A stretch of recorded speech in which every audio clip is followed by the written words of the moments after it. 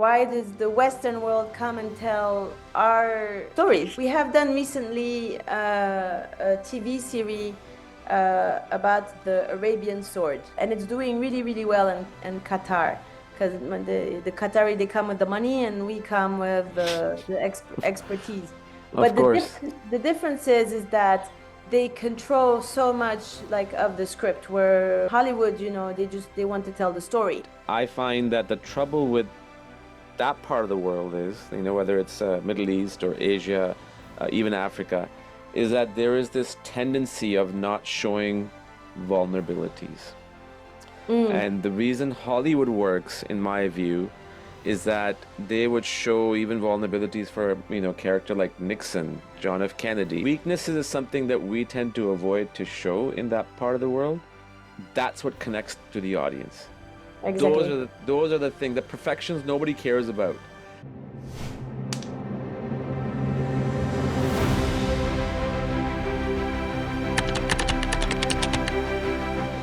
Good afternoon, everyone. Welcome back to another episode of Kingdom of Dreams podcast and Making the Stories. I'm your host, Jawad Mir. Today, my guest is Mariam Lee Abounouom. I hope I'm pronouncing her last name correct. If not, my apologies. She started her career as a makeup artist on Kingdom of Heaven, which has almost been 20 years to date, and then she sort of shifted her career through different other positions. And she's based out of Morocco. She manages a lot of different productions, including the most recent Gladiator II. We talked about a whole lot of stuff, including her career, her path, Kingdom of Heaven, Gladiator II, and a bunch of other stuff. A wonderful conversation, a different kind of conversation, a little bit of unexpected turns it took that I wasn't aware of, which you'll find out during the conversation. So without further ado, here's my conversation with makeup artist slash production manager, Mariam Lee. Yeah, no, I was just saying that it's good to have you, and obviously you worked on some amazing projects with Ridley Scott as well, and I saw Kingdom of Heaven when it came out. Uh, Mm. it's been 20 years, I can't believe that.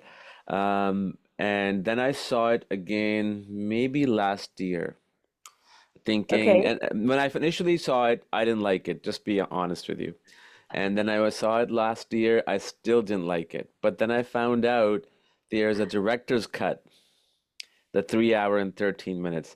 I finished watching that this morning and I absolutely loved it. Okay. So I just want to put that in context that, I know theatricals cuts are different than director's cut. And sometimes the gist of the story and the character development goes away, but a wonderful film. And your work obviously stands out. So I just want to put that out there first. Thank you very much. You know that I participated in Kingdom of Heaven as a makeup artist. You did. Yes. So I'm actually curious to see like what you know about me? Like why did you have like the interest into contacting me for this podcast? Sure. So so here's the thing. IMDb for some reason suggested your role as an art director, if I'm not mistaken, which is fine. That's Uh-huh. That's okay, fine. Yeah. because this podcast is more about. I'm a film director myself, Okay. and I'm very fascinated with stories behind the scenes because that's my life too. Uh-huh. So I've barely had any makeup artist on the podcast, which makes it even Okay. which makes it even more better. So my interest is because I'm just fascinated with films Hmm. and what goes behind in making them and learning more about people's journey, and Okay. that's it. Oh, um, so my journey is very interesting. I actually am I would say, a child that fell in the magic pot. Okay. As both of my parents are in the film industry, but my father is biggest film producer in Morocco. So through his company, which is I'm also a partner in,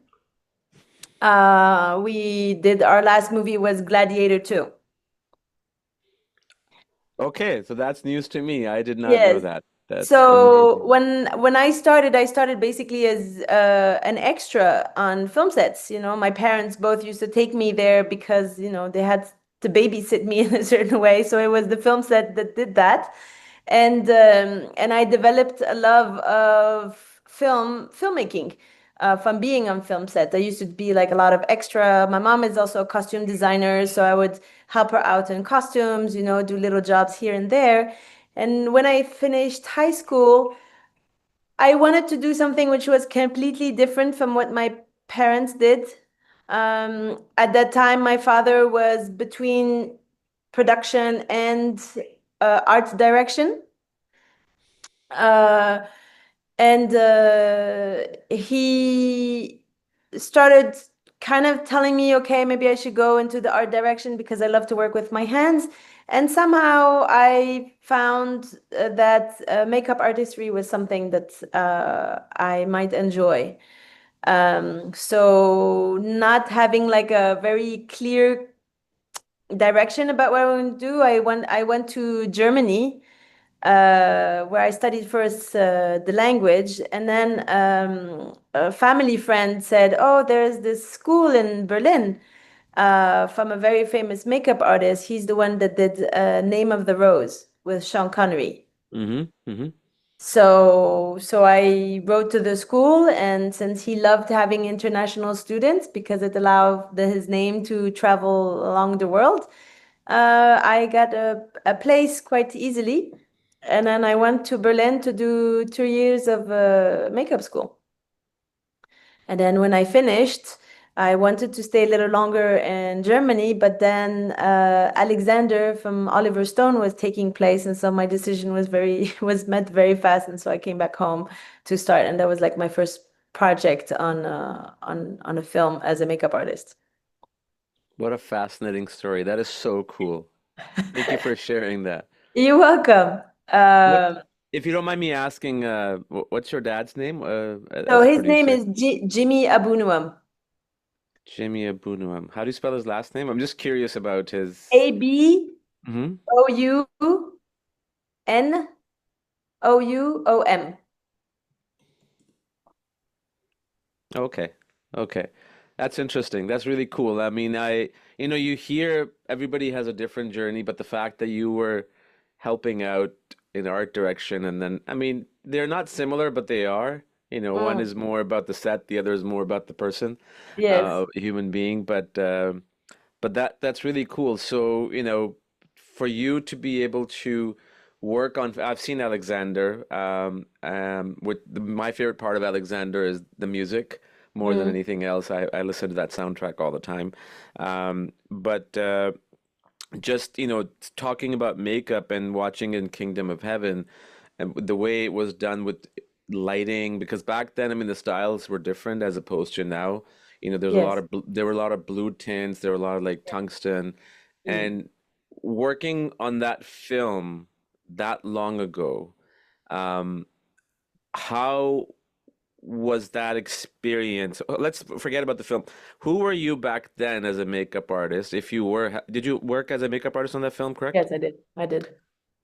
And seeing yourself now, how are you different as a professional? Okay, well, different is because I don't do today anymore makeup. I've moved Okay. on to production, so I'm a Okay. young producer in the company. Um, but I'll talk about my experience on Kingdom of Heaven, and Sure. I'll compare it to my experience on Gladiator II because I came back as to working on Gladiator II as head of a department. Um, at that time, for me, it was, it's like really fascinating, because we were shooting on film, so the dynamics of sets are very much different, especially that you can't waste a lot of time because film is costly. Mm-hmm. Uh, so it was very interesting to see then just how the structure of a film works because it's like an army, and every department. I was young. I was 24 when I did Kingdom of Heaven. So it was like this big machine, and with all the extras and the crews and the special effects and the stuntmen and horsemen, and it was like a huge village of there's a lot of people. So I really was very observant of the dynamic, how people flow. within the different departments because you have to have this a knowledge of when it's your time to act on the job and to kind of like not get in trouble because you probably walked in a shot because you didn't pay attention Yeah, or yeah, yeah. anything like that. So it was quite impressive then. I remember one day because we shot in the south of Morocco in a city called Ouarzazate. That's where he had his set of Kingdom of Heaven, we call Mm. it, that was shot there. And I remember we had like these really long days. We started super early in the morning, got all the extras ready, and we arrive on set at 7 a.m. So that we can catch like the sunrise. And there was a lot of wind that day.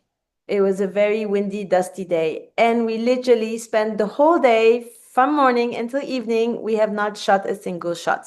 And that's where I understood, the power of a producer being also the director, of just that if you have that power, you can actually afford to do something like that, to have, maybe 300, like 300 crew plus 1,000 something more extras that could just be on standby for the whole day. But it was very different. There was also like a suspense of waiting to see whether you got the shot or not. On film, they would open the gate and everybody's just like so excited and patient to hear gate clean, so we can move on to the next one. Um, After coming back to doing Gladiator II, the dynamic was very much different because the rhythm was different. I think we were shooting 8 cameras. I sometimes wondered which camera you watch to get your shot. I read about that. Like, I think it was a cinematographer's interview who was talking about, especially the Colosseum sequence. Yeah, They had a really hard time making sure not the other cameras were in the shot because they were yeah. shooting continuously. Exactly. Um, the so it's pretty much very strict on set. The part which I found fascinating was that Ridley came back to Ouarzazate to film in the same set that he used for Kingdom of Heaven. They did redo the construction. They changed part of the constructions, but he wanted to come especially to that one. So we're in the middle of a stony desert, which actually turned out with ships on them. So have you seen the movie? Yeah, yeah. I just rewatched the 3 hour and 13 minute version this morning. So Okay, yeah, so yeah. the scene where they are on the boats. So that's done in Morocco in the stony desert. There's no water there. So it was quite fascinating to be able to see how they photographed these boats. I mean, they were quite impressive. They had like a whole system that they brought over from Spain to make those boats move with a lot of blue screen all around, visual effects for the visual effects, special effects to start throwing water on the boats. We had about 500 extras that we prepared every day. And it was very much different because this time I was not in the shoes anymore of the technician, but I was actually part of like the supervising team, which puts quite a bit of also a Pressure. pressure. Um, You're talking about now Gladiator 2, the opening Gladiator sequence, 2. right? Yes. The whole, yeah, yeah, yeah. Yes, yes, Yeah. yes. So what they shot is that the whole part of Numidia was shot in Ouarzazate. So even the arena, the arena where the baboon fight, that was also done in Morocco. And a lot of the crews we had and my department, I had people from Malta, from Spain, English, Moroccans. Um, yes, and so it was a big melting pot. That's amazing. I know. I'm sure you know about this film. It was initially shot in Morocco. The Message, Mm-hmm. right? You know what I'm Yes, talking about, right? yes, Yeah. yes, yes. Which is something I've seen like I don't even know how many times, and considering it was done back in 1977, I think, and then to see all. I mean, I was reminded of some of the scenes in Kingdom of Heaven of that, especially when they're building stuff, like when Orlando Bloom's character comes in into Jerusalem and he's helping out people, and just seeing all that stuff and the amount of detail that goes into it. And obviously, and I'm glad you mentioned the army because film crew is like a hierarchy. Like you cannot Mm. function as unless it's like a military ranking system, right? Yes, Um, exactly. but it's really interesting that how you have one worked as a makeup artist and now you're almost like producing or co-producing or being in charge of the set. Um, what have you learned in the last 20 years that made you a better producer, a better human being? We're always evolving. How do you see yourself? Like if you reflect back 20 years from now and where you are today, what do you think that you have, learned over all these years, and how does that make you feel? Well, first of all, I say that every day is like I always come with the idea that I only started today. Good. Uh, I think the one thing that I'm very grateful about my career as a makeup artist is that it gave me a sense of detail. So I look at a lot at the detail. Um, but I never consider any job like a low job because I remember this was a message that I carried with me. It was this the producer of Kingdom of Heaven. His name was Branko Lustig. He passed away a couple of years ago. But he told me, he said to me one day, he says, you know what's the job of a producer? Is to sweep the floor when it's necessary. Hmm. And so I understood that at that moment that there is no big job or high job, it's just the job needs to be done no matter what position you are. And I carried that with me. And also having my father being a big producer in Morocco is not someone that is like sits on a throne, and we are in the field, being involved in all departments, understanding what every department's needs are, because that's only the way that we can satisfy their needs, but also keep an eye on the cost. Um, so it's what I like from being working in Morocco, because I work with a lot of like foreign crews, is actually to take people like my people, and some of them, they come from small villages, or they're people who've never probably been to school, and to actually empower them to elevate their spirits to feel that they are at the same level as an Englishman or a German or South African or Australian, an American. So for me, that's what I like actually a lot in my job. Um, every day it teaches me to be very humble. I learn to manage my anxiety a bit more, than what I did before.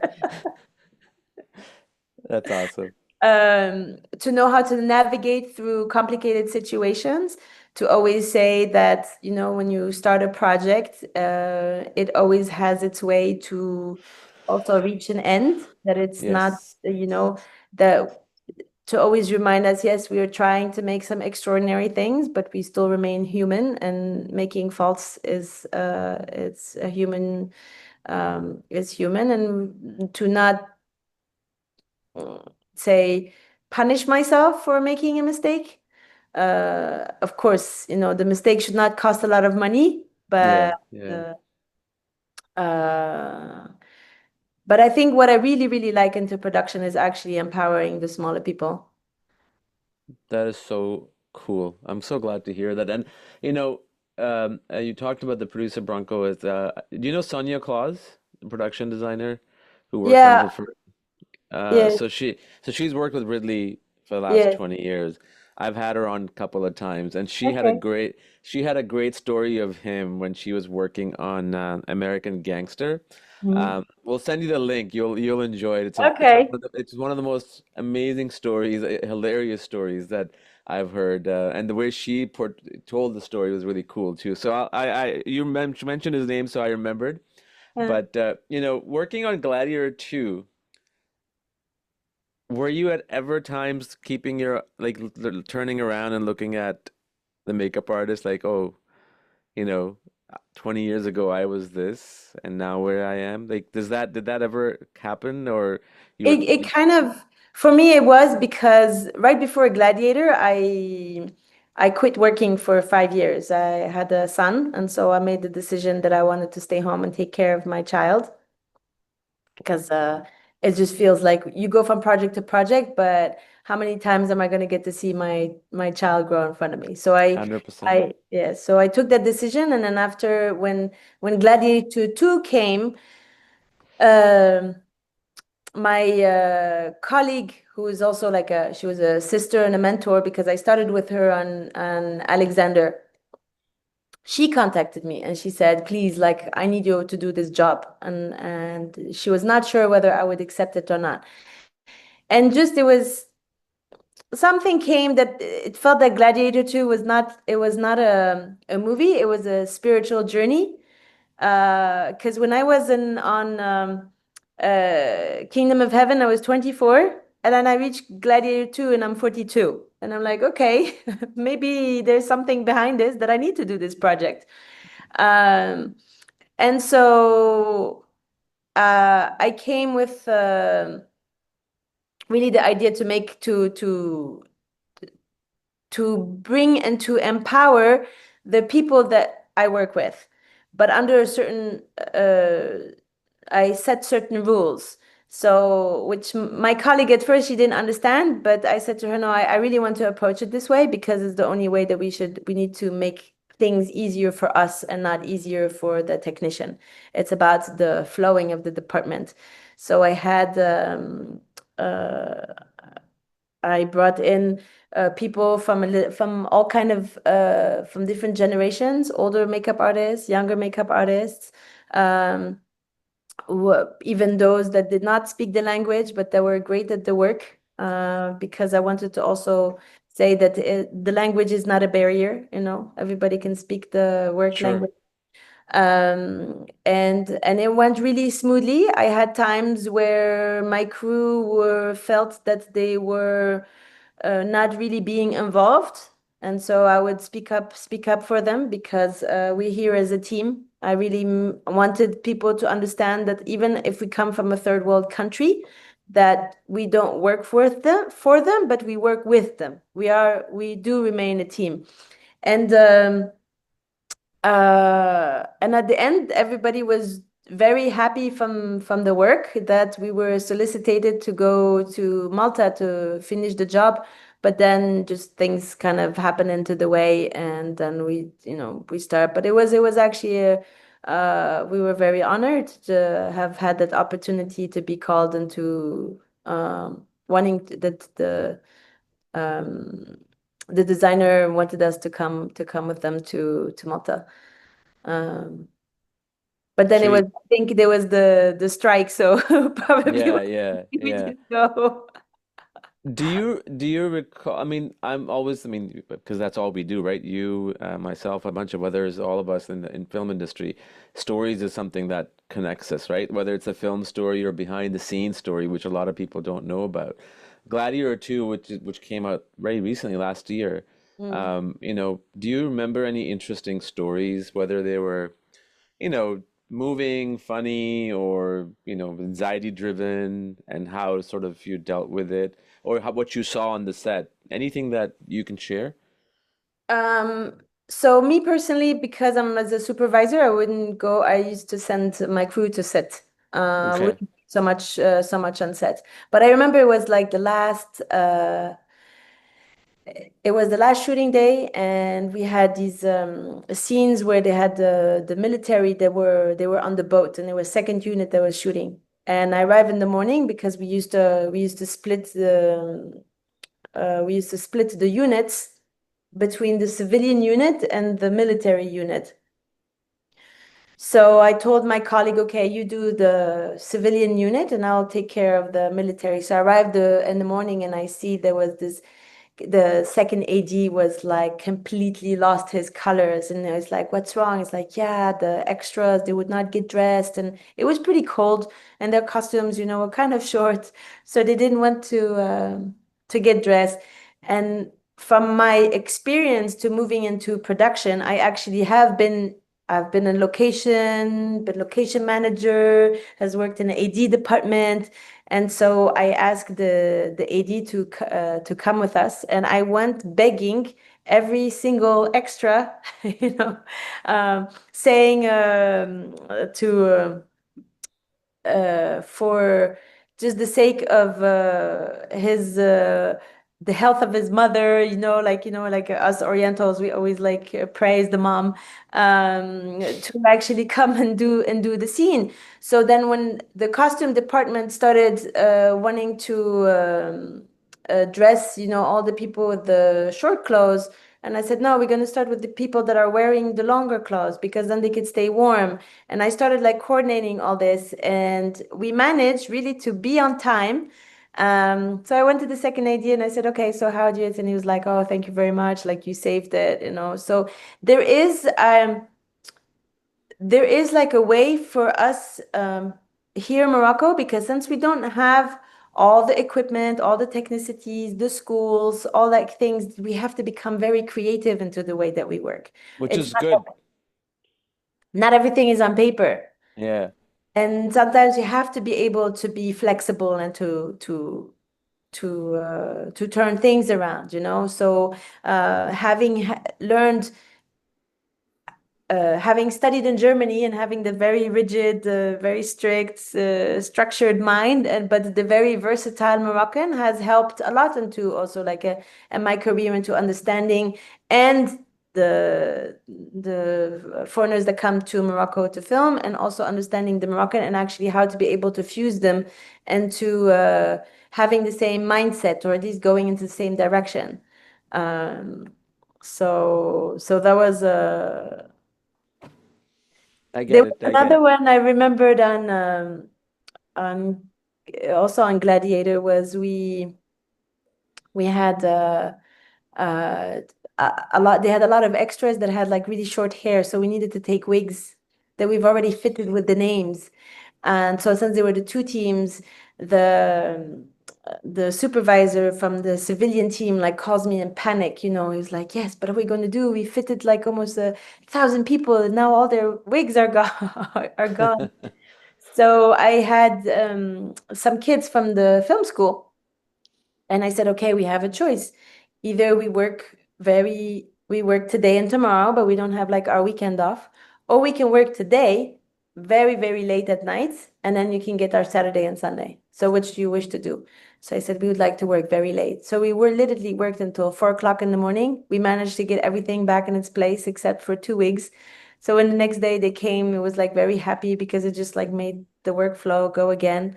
And I could see like on the those students that they really felt very happy and empowered because they managed to save a situation that could have been very dramatic and could have cost a lot of money due to the time.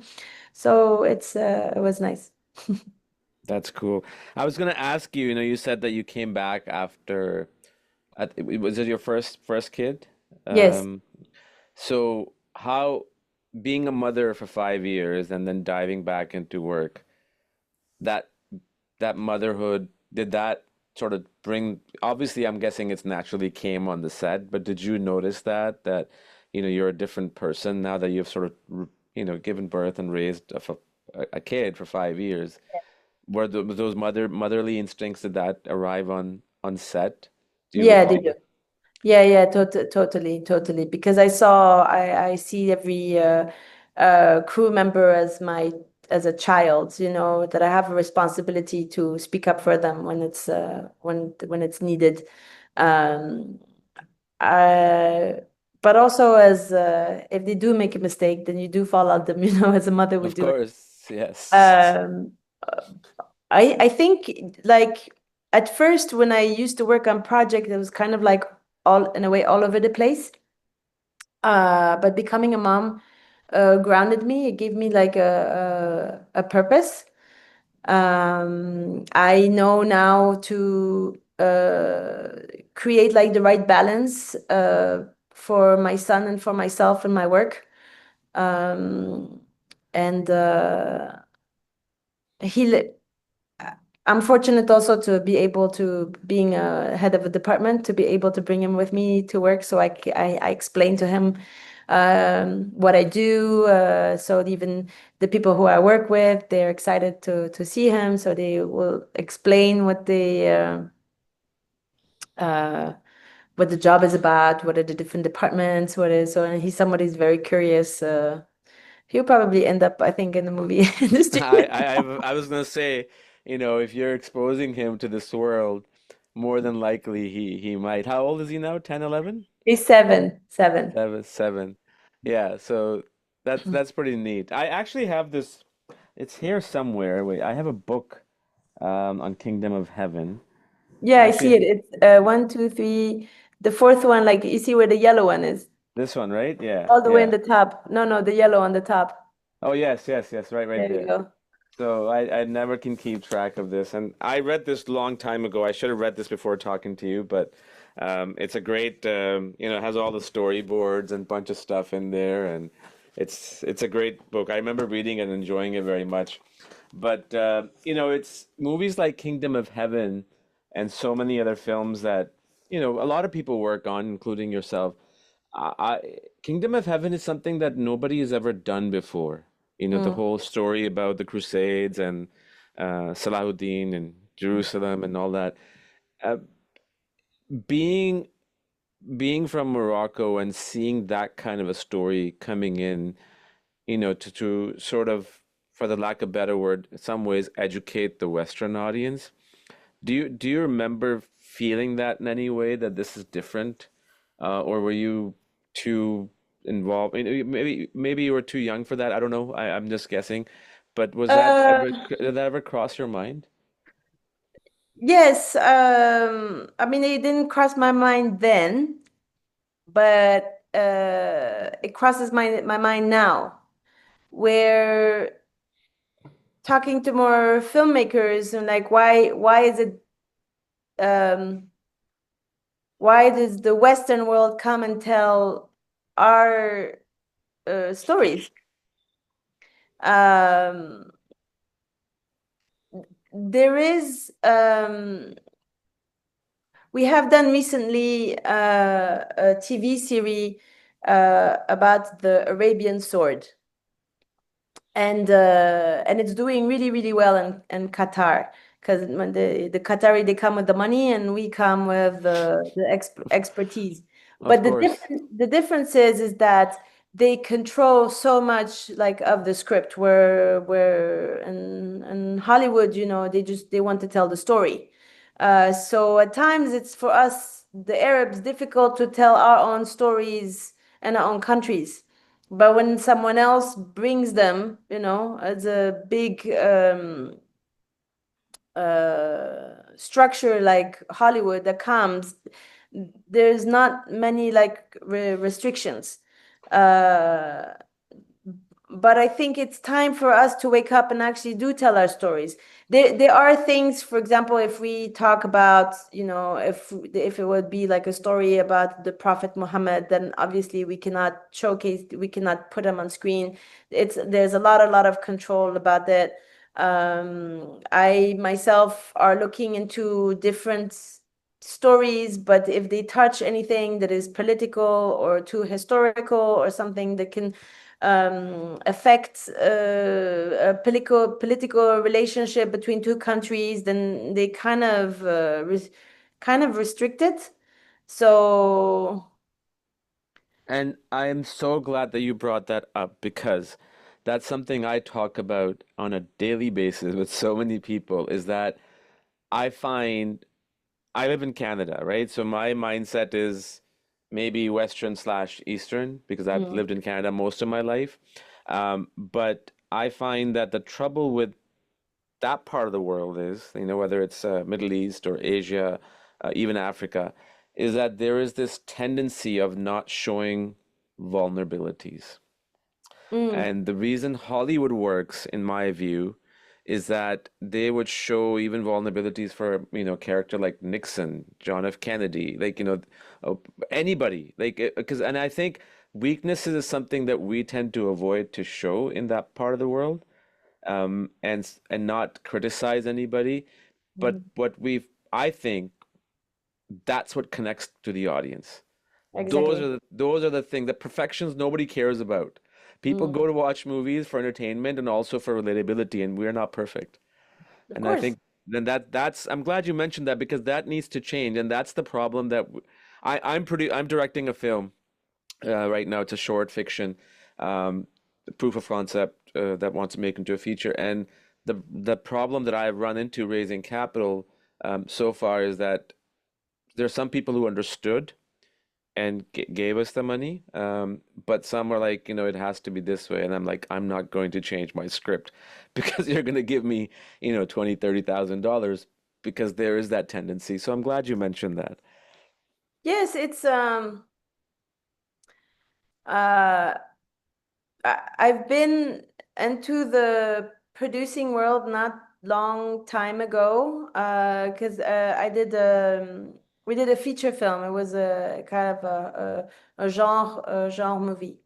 Um, and on that one, I insisted. I said I don't want like nudity, but there's going to be kind of like an erotic scene. But the eroticism is just that the there's a one of It the drives guys. it drives the story basically, the Yeah. characters in the story. Yeah. Yes.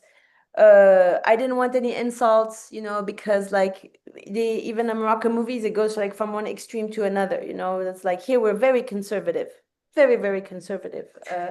So when they started making movies, to, they were shocking, but you don't need to necessarily shock to make a message come true. You can actually do it 100%. in a way where you can do it in a gentle way where you start educating the people. And I see also the movies that when they do it to the Western world, if they talk about our countries, then we have to show the miserabilism of the misery of our countries for them to tell the story. But we're not all just like about Yes. camels and donkeys and the village and poor people. And it's not only that. There's so much more to it. There's a very, very rich culture, very rich culture. Um, so after the genre film, I had a vision for it that I didn't want it to be to look for a movie like for TV. I want it to be more Cinematic. cinematic. Yeah. So I imposed that we needed to have a rhythm and the camera and the images, they need to be Hollywood. They had to be the same standard of the movies that we do the executive production for. If the story doesn't work so well, it's okay. It still remains a movie coming out from Morocco, third world. So there are some excuses, but the fact that the cinematography and the rhythm, and if we keep the viewer like very interested into the story and Yeah. captivate, it will work. So my first question was to a producer is like, okay, what am I supposed, what should I do? So it said by 15 minutes, if you don't grab your viewer, you lost them. So I took there was a scene that was quite important. I put it exactly at 15 minutes, and then I started editing backwards. So there was a lot of things that I had to chop off that jeopardize a little bit the story, but not so much. It's like people are going to remember the beginning, part of the middle, and then the end. So these parts need to be very, very important. And so that's how I started editing. It didn't. It was a bit conflictual sometimes with the director, but I was like, no, we have to go down this route because we're taking it. We want to take the Moroccan filmmaking to another level. Um, and it was a movie that was entirely produced in Morocco with I think we just hired a DP. We hired a DP from France because we wanted someone who has traveled and have experienced different lights. And the color grading was also something that we took because it's just better outside of Morocco. But it taught me that I wanted to start making more stories, but stories that were ours without having the restriction of not telling them the way that they are. So at times I find myself that, you have to, uh, with my screenplay writer, I'm like, okay, we're going to write this scene. And if it's is based on this historical, we're going to put like a little star and say, okay, in this book referenced for this is what it says about this time. It's like, well, I've never done this for a script before. And I'm like, well, this time we're going to do it because we're doing for another mentality. Where we have to show that it has been proven, and even in local books, that it really existed, so that we can go with the idea of the story that we want to tell. Otherwise, we will probably have to sell it to a foreign production company that is based either in Europe or United States, so that they can come and do it, and then we find a way to become like the production service or anyway, because otherwise there's just too many restrictions on the story, which is a shame, because we should be able to tell freely the stories. People want to have feel the emotion, and be able to identify with the character that we're talking about. I mean, that's the whole point of the story. You have to tell it freely because you're not going to please everybody, right? It might offend some people, but as Yeah. long as, there's always a protagonist, and if you have a strong antagonist, it makes the protagonist more interesting. And to show even the most darkest human being as a human being, Mm. people like that. They may not say that, but people are, at Netflix now, the one of the most demanded projects is genre is crime documentaries Mm. because people love watching murderers and serial killers. I don't, but there's an audience for it, right? A massive audience. Um, but another thing that you mentioned about, like for example, South Korea and Turkish, they have really, and I have only seen maybe bits of it, not too much, but I hear people talking about Turkish series and South Korean Mm. series. My wife has been watching a South Korean series on Netflix. She thinks it's like one of the best things she's ever seen. And the fact that those things are coming to Netflix, Yeah. right? Why is that? From movies from Saudi Arabia or Morocco or Jordan or TV series, why are they not being coming to Netflix? Because that's if you want to change people's perceptions, that's the audience that we're all catering to. They already have the same mindset as you are making the film too. Like if you want to make a change, then you have to make something for the Western audience. I'm not saying go crazy, but to make them understand that this is the world, and maybe then they will understand that more. Is that something that you see happening or you think about, or that's going to happen, you think? So I think the new generation will change that, because they are tired of having to cater their stories uh, in a certain way. They want to be able to have that freedom of expression. Um,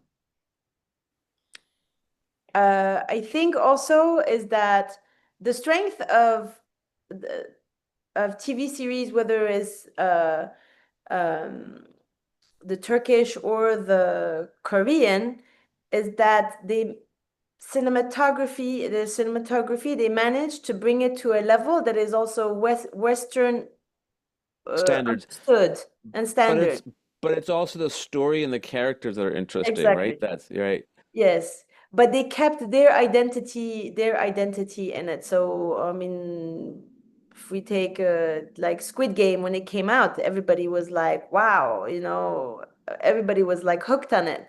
Um, but at the end, it does stay a South Korean series with South Korean um, uh, their culture in it is very present. I think it's also how just cinema to understand the Western cinematography and to apply your own culture in it without Yeah. killing your identity. So I see, for example, there are some directors that try, but the one thing that a lot of directors in Morocco, they depend on the money from the Moroccan Film Committee, but they don't Mm. all go and search for co-producers to From other help countries, from yeah. other countries, or there is not that knowledge of you need to have a sales agent or a distributor before even starting your movie. They a lot of them would come, and then the producers will not invest so much into the movie, but more into because they would take those funds and finance their own personal life for that. Uh, I always told them that they should, like when we look at Iranian movies Yeah. they have their identity and they're so proud of it, and they would do anything. They don't let anyone stop them from telling 100%. their 100%. stories. I think you cannot be led by fear making films. There is you do take risks, and when you take a risk, there will always be a price to pay, one way or the other. Um, I think I think, these, sorry, go on. yeah, that you cannot be stay in your comfort zone. Won't lead you to making masterpieces. It is so true because I think, the thing is that people, like, even if you look at Hollywood right now, right? Like, there's the same sequels and remakes they're doing, and they're afraid to try something new, not because of freedom of expression, but because of money, right? Like they obviously it's a business. Um, but when somebody takes that risk and does it properly, 99% of the time it's going to work. And even if it doesn't work financially, it's going to set you up for the next project. And that's how you have to look at things, that you have to keep, this is not it. This is not the first and last project. If you make it, if you're happy with it, it's taken chances and it's done okay or really bad box office wise, but then you're a good storyteller, you will reap the rewards of it later, because Mm, that's what studios see, right? So, yes, I mean, you look at what's his name, Christopher Nolan. He made Memento with yeah, Guy Pearce, and now yeah, look at his career, yeah. right? So, but no, I'm glad that you're talking about this because I rarely talk to anybody who feels the same way because everybody's sort of stuck in that, you has to be done this way. But what's on your plate next, or what are you working on now? That's something you can disclose. Anything exciting? So right now I'm I've been nominated from the Moroccan Film Committee for the opening and of film theaters and digitalizing them. So Congratulations. thank you very much. So that's one of the things I am on. At the same time, I'm learning to become a producer, like how to not an executive producer, because we do executive production a lot in Morocco, but actually how do we make a film? That's so I'm starting an online school to learn to become an AD. And after that, I want to do a course to learn how to become a director.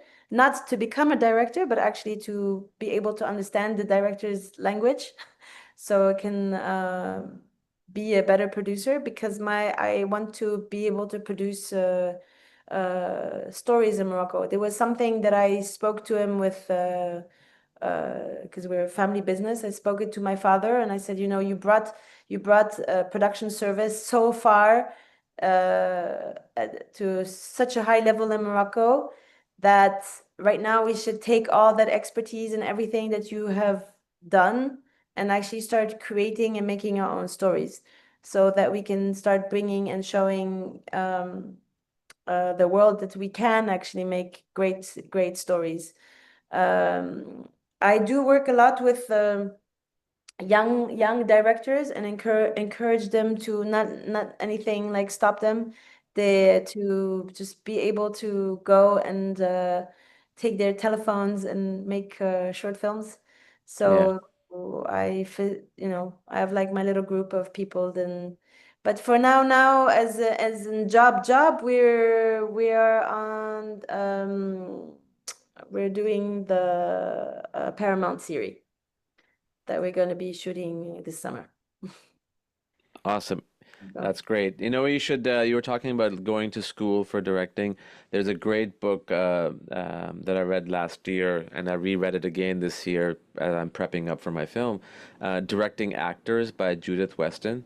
And it's an incredible book. There's a 25th anniversary edition. It really tells you how to direct. I mean, not from a technical standpoint only, but more so like your relationships that you build with your crew, and mainly, especially for actors, like how to work with actors, how to understand their dilemmas and their yeah. fears and all that. And so I highly recommend that if it's something that you're gonna do, read that book. It's a great book. Yes, because that's another side of I would say of production that I sometimes struggle with.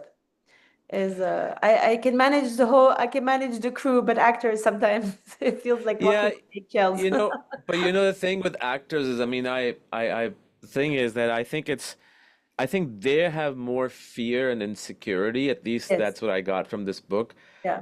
But because of that fear and insecurity, they create this little wall and they guard themselves. So Yeah. they come across as, full of vanity, which they might be to some extent. But I think if you make things comfortable for them and make things and direct them, because a lot of directors believe, and one of the things I read in the book was that a lot of directors believe that, you give the script to the actors and you let them act and that's it. That Mm. can work for people like Anthony Hopkins or, Yeah. Richard Gere, but even they need direction. Like, okay, what are you trying to tell? And unless they have direction, then they're confused, and then that's when they lose their sanity. Is Yeah. that why am I here? So. But yeah, that's the gist of it. I thought I should just let you know, but it's been amazing conversing with you. Obviously, I did not expect this conversation in any way, which is so which is so amazing. Which is what I do is like whenever I talk to people, I know a little bit about them, but I mostly know about the film, and then I let the conversation unfold. But this has been one of the most unique experiences. Out of the two, out of the 235 episodes I've done, this has been one of the most unique experiences. So thank you so much. Thank you.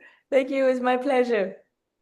Yeah, I would love to have you again. Please. If I'm ever in Marrakesh, which could be soon, Yeah, I'll let you please know. come visit us. I'll be happy to show you around and to show you around our film studio because we have now the first film studio in Marrakesh. Amazing. Yes, it's a baby we've been working on for the past two years. So we are we've built this studio actually to bring the work in, and where most of other film studios in Morocco, it's actually the project that builds the sets and then leave them behind. Yeah, yeah, yeah. But that's good. That's good that you might be able to attract more, Western or even like, Middle Eastern or Eastern productions Yeah, in there because yeah. uh-huh. We have been so after doing the Arab sword, which is now doing really really well, and the Arabian sword, it's for Qatar TV, and it's Yep. on a platform called Shahid. Okay.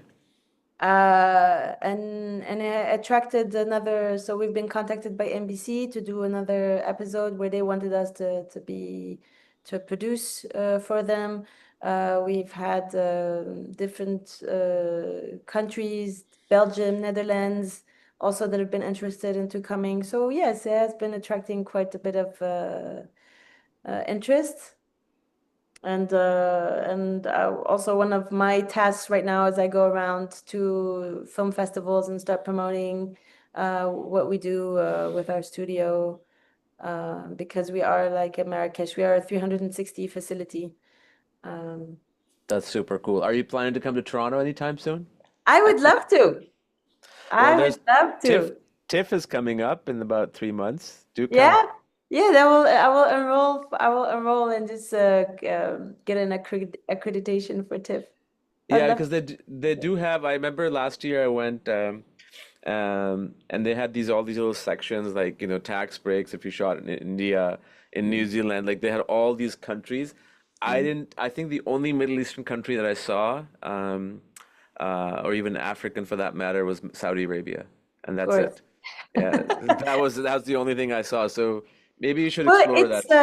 it's something that I'm trying to put into the Moroccan Film Committee, is that it would be good to have a country that does like co-productions, because we do have some co-production agreements with a couple of countries, but none with North America, and I think Canada could be an interesting one. For So sure. Well, good to have you here, and then maybe yeah, we'll see thank each you other very here much. or there.